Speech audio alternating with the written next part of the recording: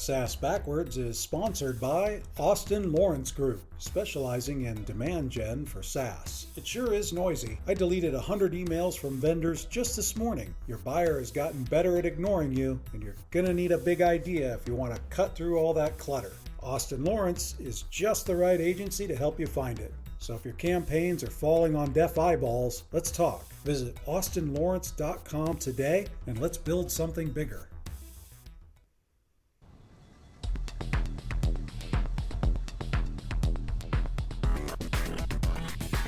Welcome to the SaaS Backwards podcast, where we reverse engineer the success of fast-growing SaaS firms and explore strategies CMOs and CEOs are using to drive their businesses forward.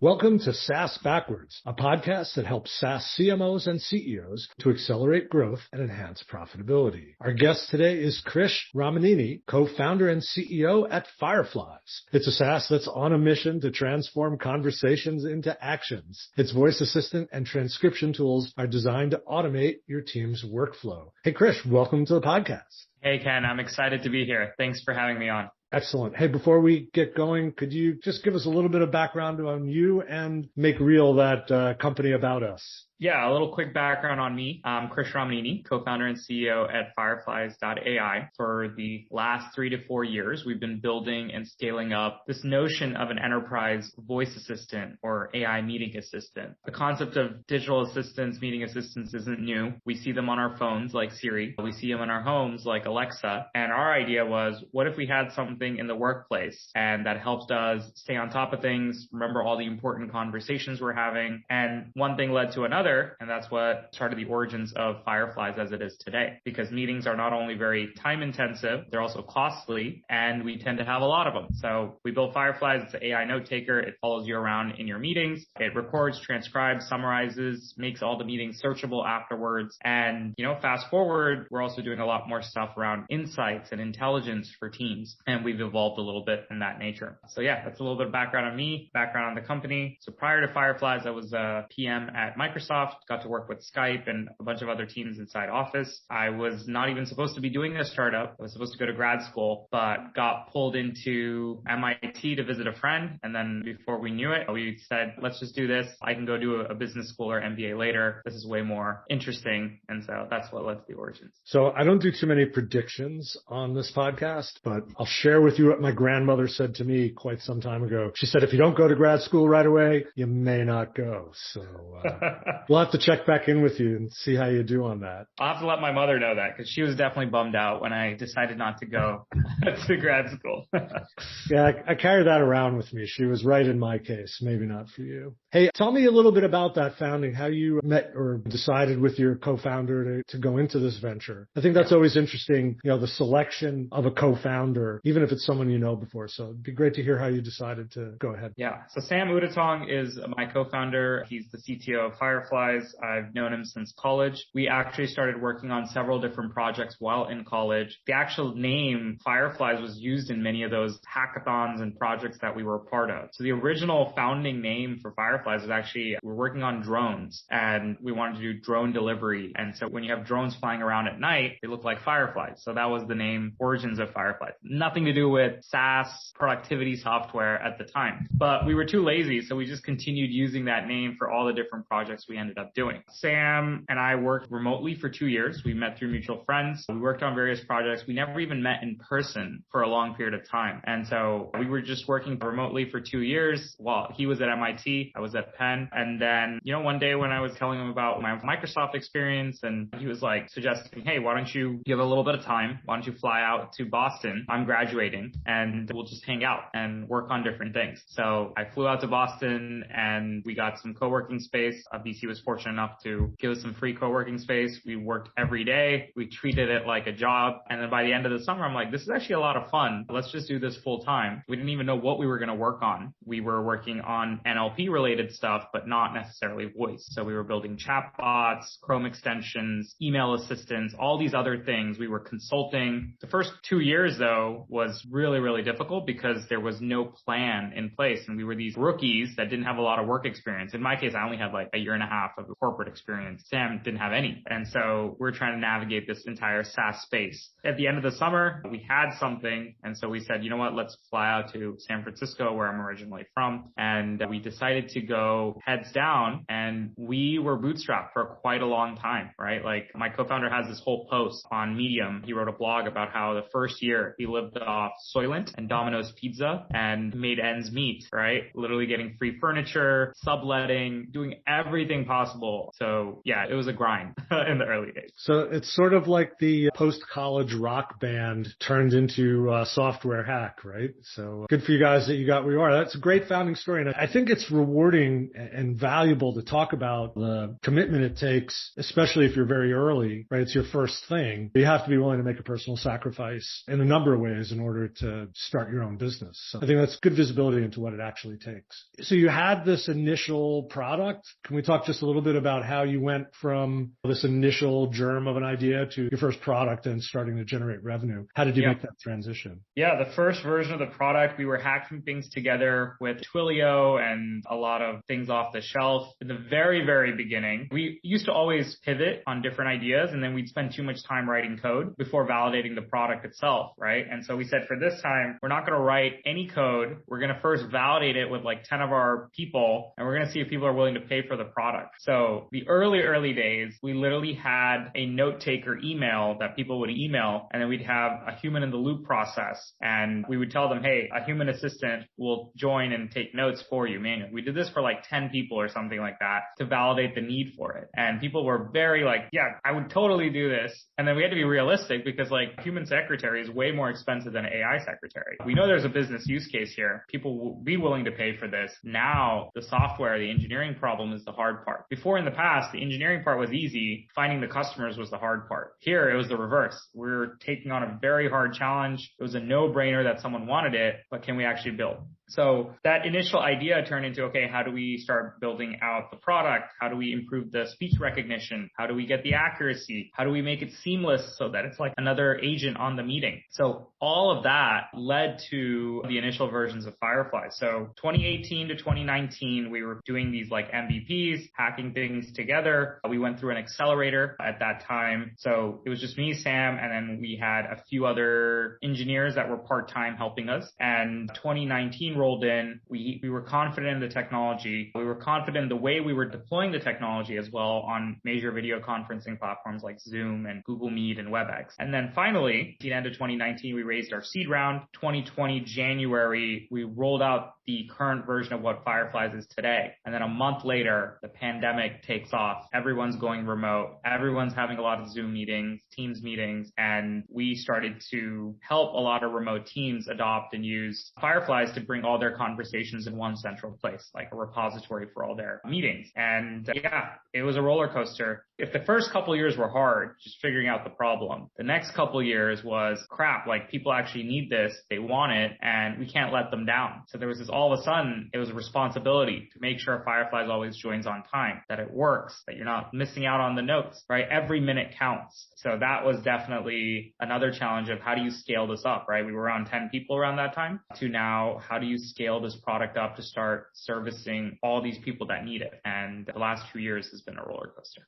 Wow. So from kind of soul searching to scaling up in a short order. So there are other products in the space. And in fact, in our Zoom call, one of your competitors' products in the call as well. And we had a good conversation before recording our episode today about differentiation. And I think that's really important to talk about here. And I think that's, again, founder vision on the product. So I'd love to learn about where you are today, differentiating the product, and what you see as Firefly's differentiation going forward. Yeah, this is definitely an exciting space. And I think the opportunities opened up for several different folks, right? Just like how cloud computing or mobile opened up the space for a lot of people to tackle, started building mobile first products or cloud first products. Before that was on-prem. So there's a lot of voice first products now, and voice intelligence products as a space is growing. And I think each one will have a different approach to how they execute. Maybe the core technology, like the transcription, will be similar, right? Or the focus on meetings will be there. We see like on the enterprise side, there's a lot more enterprise level products, which are focused on sales enablement, sales use case. They sell to one vertical. For us, we took the approach that every knowledge worker should have Fireflies, and it should be deeply integrated into their day-to-day workflow. So whether that is your sales calls, your internal meetings, your client calls, like we wanted it to be everywhere for all of those meetings. And then we had to look at putting some sort of box around what is our target market. And so that's also another thing that leads to a lot more differentiation in how you build a product, right? So for Fireflies, we're focused on teams. Like it's a great product for individuals to use, but it's an even better product for teams to use. And based on that, we start looking at the needs of the team. So for example, salespeople that use Fireflies, they want all of their notes automatically logged inside their CRM. They hate doing manual data entry into CRM afterwards. So we started building out integrations to 8+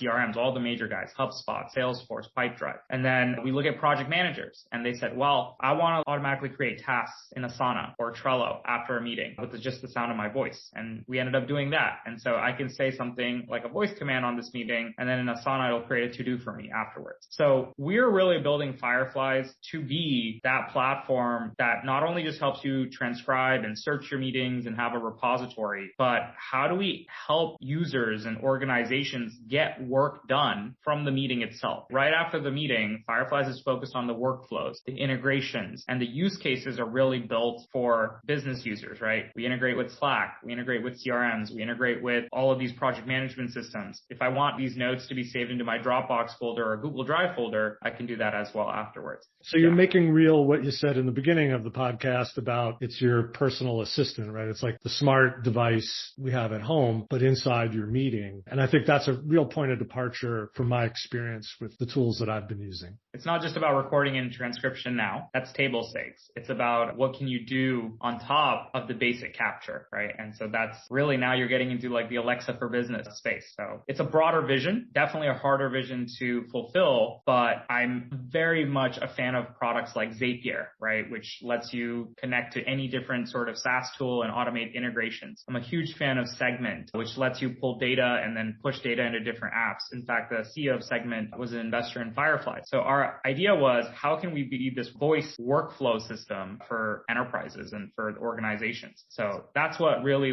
leads to that longer term vision of, if Alexa were to be doing this for the business space, what would those look like? What would those skills look like? What would those integrations look like, right? Instead of just saying, Alexa, play this song on Spotify, maybe Fireflies in the near future, I can be at a meeting. It's like, Fireflies, pull up the Q2 financial reports and tell me what went right and what went wrong. So there's a lot that we can do with just the sound of our voice. So that's actually not just pushing out from the meeting, but bringing stuff into the meeting. You might have revealed a doorway here in the podcast. So thank you. That's a very exciting vision. And I think unpacking something you said about the notion of table stakes and then going further. So if you're entering a marketplace that could become crowded, you need to address the table stakes, do a good job with those things. But it's the more advanced or useful capabilities. I'm going to have to switch to Fireflies, I guess, because I would love within a meeting to be able to send a Slack to someone and say, hey, please take a look at the notes, and hey, Kelly, do XYZ for our client here. So I think that's a really cool vision for how this kind of assistant can make a big difference in the daily work of people who are all knowledge workers at this point. We have to be uncompromising on product. Like you said, that's definitely a starting point. And then the go-to-market is just as important, right? How easy is Fireflies to use and turn on? How do you think about pricing? If you're really building a product for every person, so there's like enterprise products for the same technology, they're going to be charging $100 per month per user or $200 per month. And so some people ask, like, why is Fireflies only like $10 per month per seat? And so our thought process there is like, well, we don't just want your 3 salespeople to use Fireflies. We want every person in your org to have access to this. So the notion of democratizing the AI assistant was in our minds for a very long time. If you go to large companies, only the execs have personal assistants or business admins. So we also think about pricing as a direct way to, like, this gets better if everyone has access to it. So those are all also important on top of the table stakes. Yeah. So pricing, we talked about that, and I latched onto one thing, which was the big difference in your price points between a month-to-month commitment and annual commitment. So you're really trying to encourage people to get on board and stick with you. Have you found that big disparity in pricing doing that job of having people go with the annual deal? Yeah. So, I mean, in the early days, right, there is no heuristic for pricing. You're just trying to figure out what number makes sense. You do some surveys, you figure out what's a reasonable amount. And then if you look at this landscape, people price all over the place, right? People price like $50 per month, $100 per month, $150 per month for the same technology. It's very interesting because I do stay on top of what the market is pricing. And usually people try to price based on value or price based on cost. And this stuff isn't cheap, like transcription, the voice engine, all that. So a lot of people focus on cost as a way to drive price. For us, we try to do as much work as possible so that any benefit that we get in terms of scale, in terms of compute, any benefit, we want to bring that back to the users so that it's keep it more affordable for them. So for us, like the yearly versus monthly was purely just a way to experiment with different pricing. And also with that pricing, what we know is you'll have immediate value from Fireflies within the first 2-3 meetings that you have. So we have a free tier where a person will have 4 or 5 meetings and they'll, oh yeah, I'm sold on this, I need this, and they'll sign up. So a lot of our customers don't even need to wait that long in order to upgrade to a paid plan. What we do know is that Fireflies, if you think it's valuable in those first 10 days or first 14 days, it's incredibly valuable after a few months and then after a year, because now you have this entire knowledge base or repository, right? I can go back to a conversation I had 3 years ago in 2019 with a vendor and recall that conversation with perfect clarity and then go into that next meeting well prepared. We had a little feature we're experimenting with where if I had a meeting with someone that Fireflies transcribed, captured, and summarized, and I'm meeting with that person after several months, an hour before the meeting, it'll tell me, hey, Krish, you spoke with Ken. This is what you guys talked about last time. This is your meeting prep before your next thing. And I go into that meeting and I'm pulling up details that we had talked about, numbers and stats. And he's like, how do you know this? And the secret is Firefly. So the reason for pricing like that is we want to encourage people, because the longer you're on the platform, the more value you get from it. And the value increases. It's like a treasure trove of all this knowledge. It's your second brain. So that's one of the reasons for pricing aggressively on the yearly so that people can see that value over time. Awesome. So you have the free tier, so you're using a PLG motion, right? Yeah, very PLG motion. We don't spend any money on advertising today, pretty much like no social ads, Facebook ads. As far as I can tell, we've experimented in the past, but we fully doubled down on the freemium model because Fireflies is naturally viral in meetings and the ability to get it to different people. I was just at a summit recently and then the number of people that come up and then they see my name badge and say, oh, Fireflies, I know this, I've used this, or I've seen it on a meeting. And that's the start of a conversation. There's no introduction needed. Also, I'm somewhat of an introvert. So having to introduce myself and like pitch my product 100 times, instead it's like people already know it. That's great. That's a good icebreaker. So yeah, we fully believe in the PLG motion. There's been amazing companies built around this, Calendly, Dropbox,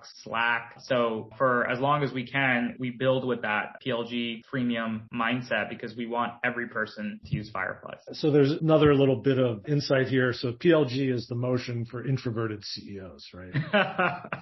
Yeah. Well, people don't think I'm introverted. I'm an introverted extrovert. So, if you tell me to get up on stage and present to like 1,000 people, no problem. But you tell me to go to a networking session and shake hands with like 200 people and introduce myself, I need to warm up and it gets a little exhausting. Yeah, no, I understand. So can you talk a little bit about the changes in the organization as you got funding? So you went from bootstrapped to a funded entity and sort of what those steps looked like and how you had to grow the business to meet the expectations of investors, right? Yeah. So we've definitely scaled as a necessity because I think there's other SaaS products where I'm amazed at how lean the company is, where with 10 people, they can build an incredible product and maintain it. We've just picked a very difficult space that is very resource intensive, very engineering intensive, and the quality bar has to be so high in terms of execution. Like voice is one of the hardest spaces, streaming. Like if you look at companies like Twitch, YouTube, think about the amount of infrastructure work that's needed to stream audio, stream video. And in our case, it's real time. It's live meetings. Like if you miss that meeting, you don't get a redo, right? If your CRM is down for 30 minutes, that's okay. You can log back in the evening, fill out your stuff.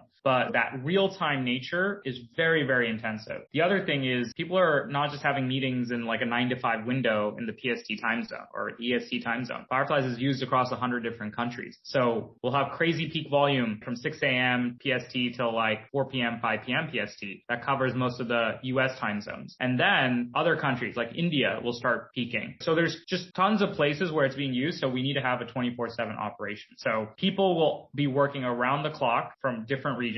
We have folks distributed across, I think, 11 or 12 countries now. We scaled up since the launch from like 10 to now almost 100 or close to that amount. So a lot of it is on engineering, a lot of it is on uptime, making sure the system scales, and then also on R&D, right? Like how do we build out the other process? We have a marketing team, we have a customer support team, but the product and engineering orgs take a bulk of that resources and energy today. And we were definitely stressed out, to say the least, during the pandemic. It's like, how are we going to keep up with this volume? Like you keep building and then breaking and then rebuilding and then breaking because of like the scale, the stress that's added. And sometimes you have to rip everything apart and then rebuild it, right? Like do it the right way. If you take any shortcuts, you think it's not going to be a concern 6 months later. When you're scaling fast, it's going to be an issue in 2 months. So solving technical debt, building great architecture, all these things as a naive college student or someone that came out after a year in corporate would not have understood until I've gone through the pain myself. So yeah. That's awesome. So you mentioned that you're not doing any advertising, but you do have marketing. So what is marketing doing to help the PLG motion? Yeah. So for us, marketing is focused on driving value back to the community of users. So meaning better education material, better tutorials, better guides, being able to help people understand this space. The biggest challenge for Fireflies is really about how there's so many different types of personas that come in. There'll be people in ops, people in sales, people in recruiting, people that are really, really young and very tech savvy. There are students using Fireflies in their like university lectures. So we can't cover every use case. So we have to, one, build the product to be easily usable so that even my grandmother would be able to sign in and start using it ideally. So you have to take that into consideration. So a lot of the time, the marketing team is focused on delivering value, educational content, talking to our customers, understanding and gathering those feedback, those surveys, putting up like really engaging content that people can learn from and understand the market. So a lot of the marketing efforts is product marketing rather than performance marketing. Is there a role for building the brand, or you and your co-founder as thought leaders? Yeah, product marketing is definitely a starting point for that, where we try to make Fireflies become a well-known name in terms of, okay, this is what it does. It's synonymous for, don't worry, I'll have Fireflies take care of it, or Fireflies will send the notes. So we definitely look at it as something that happens over time. Like Calendly has become a very well-known brand, but for the first 5-6 years, people were talking about other companies, but everyone was using Calendly. That was the thing. So for us, we like to be under the radar, do our thing, make sure our customers are the ones that are talking about Fireflies and sharing it. So that word of mouth is the ultimate. It's hard to quantify. We start trying to quantify all the things like that, but that is our ultimate North Star in terms of how can we delight someone enough to start using it. The great part here is that someone can experience Fireflies before they've even signed up, right? Just like how you can see the note taker, or afterwards, if I forward you the recap of the summary from Fireflies, all of those things give someone a really good initial impression. If we can give them that amazing impression, they're more likely to sign up. They're more likely to share. Even when it shows up on a meeting and you're like, hey, what is this note taker thing? Like, how does it work? And from a compliance point of view, people say, hey, it's going to record and take notes. I'm happy to share it with you afterwards. Or if you don't want, I can remove it. Even that compliance piece helps become a very good marketing opportunity. It is. Another question I had here is there an enterprise play? And how does that get activated? Yeah. So we are just starting to think about this. It's great that you brought this up, because I was just in a meeting related to this thing. Because when we look at where and how Firefly spreads inside an organization and how fast it's spreading, we get to see Fireflies has attended meetings across various domains, and including, it's been at least in one meeting or more across 70% of the Fortune 500 companies. And then we can dive into how many people are using it, what departments are using it. So there's a lot of interesting insights for us to tap into, where if a lot of people inside an org are using it, how can we then potentially help them consolidate into a team workspace, right? Into the business plan. So that's an area we are actively hiring for our very first AEs sort of sales type of motion, because even a company that's fully product led like ours, there are certain times where for an enterprise or larger organizations, a conversation needs to happen. Maybe the end user loves it, but their manager needs more information on what are our security protocols? How do we have controls in place? How can it help them as from a management point of view? So we are starting to think around that process as well. Well, I certainly know that's the cohort you mentioned before. They're all looking at the enterprise play in much the same way, not only on the compliance and management side, but also what are the opportunities. And I think you made a good point earlier on about if I have this searchable archive of my conversations across an organization, there's a lot that can come out of that. Yeah, I think this was like actually a vision of Evernote way back when, and it was a fantastic product back in the mobile first era. But the idea was Evernote was a great individual user product, but it could have had this amazing opportunity with the enterprise where if everyone's notes were consolidated, not just your brain, but your entire org's brain was consolidated in one central place. And then you have the SharePoints of the world. You have many other products like that. Notion sort of does that as well. Amazing individual product. And then they have like a great PLG motion. So I think the idea starts with what Evernote did. The nice thing here is with Fireflies, you can organize all that knowledge without ever having to type anything because it's just for meetings. All my knowledge, everything I'm saying in a meeting is getting archived. And then everything my teammates are saying in their meetings are archived. And then all of that is available in one central workplace. So imagine having the brain of your organization, but without having to write a wiki, without having to write a document, without having to take notes during meetings. So I think there's a lot of immediate value that can be driven. So for us, the enterprise, that's why we want to capture all the knowledge inside your organization, not just the sales use case. I think that's the lowest hanging fruit. I love the idea of the knowledge base. Like imagine recording the calls on customer service and you transcribe and edit those conversations to become knowledge base entries. I could also see for copywriting, the people doing the writing in a meeting like this, sort of sharing their thoughts on things and taking those thoughts and moving them into more edited prose. So lots of room to grow. Those are fantastic use cases. I was actually talking to a customer the other day, and one of the things they say is they'll go interview someone and then they'll send that Fireflies recap to the copywriter, and they can write now a blog post within an hour before it used to take them like a couple days because everything is there. They don't have to do a bunch of follow-ups. It's right there. They can see the notes. They can search through different topics and then write a blog post. And then we never intended Fireflies to be used by bloggers in that way or like your marketing team, but that's something that ends up happening. We have the thing, right, you mentioned around customer service, fantastic use case, right, where one of our customer onboarding folks will have a call with a customer. They'll give a feature request or they'll say, hey, can you improve this? And instead of having to go convince the PM and engineer, they can literally go into that recap, highlight that 20-second excerpt, create a soundbite, and then share the soundbite and to the rest of the team on Slack. And then that team can listen, read, and then really empathize with what the customer is saying. And so you don't have to take my word for it. Here's what the customer is saying. And the customer onboarding person, life is very, very easy. But yeah, you can now start collecting all these nuggets like testimonials, feedback. Anytime there's a disagreement inside an organization on a decision that's being made, they can create that soundbite and then they start a conversation around it. So there's a lot of that sharing that can happen from within the meeting as well. Hey, so I'm going to make a request of you. If you would send me the Fireflies transcript and summary, we'll work that into our blog post on your episode. Sure thing. Yeah. That'd be fun to do. And how do people learn more about Fireflies and sign up? Yeah, so Fireflies.ai. So you can simply go to Fireflies.ai, sign up for the free tier, try it out. You'll get free transcription credits. And then the pro and business tier have more integrations, more storage, all the other offerings. You can find us on LinkedIn. We're pretty active now as well around the community. Yeah, there's many, many different places. The best place to go is Fireflies.ai. Great. And if other SaaS founders want to pick your brain, how can they best reach you? LinkedIn is probably the best place. Message me, connect with me, and happy to chat. I love everything and anything to do with SaaS. Well, thanks so much for joining us today on the podcast. Krish, that was an excellent episode. Really appreciate it. And if you're listening today and not subscribed, please subscribe to the podcast wherever you get your podcasts. And if you want to reach out to me, I'm on LinkedIn/in/Ken Lempit. Thanks for listening, and we'll see you soon on the podcast. Thanks for listening to the SaaS Backwards Podcast, brought to you by Austin Lawrence Group. We're a growth marketing agency that helps SaaS firms reduce churn, accelerate sales, and generate demand. Learn more about us at www.austinlawrence.com. You can email Ken Lempit at kl@austinlawrence.com about any SaaS marketing or customer retention subject. We hope you'll subscribe, and thanks again for listening.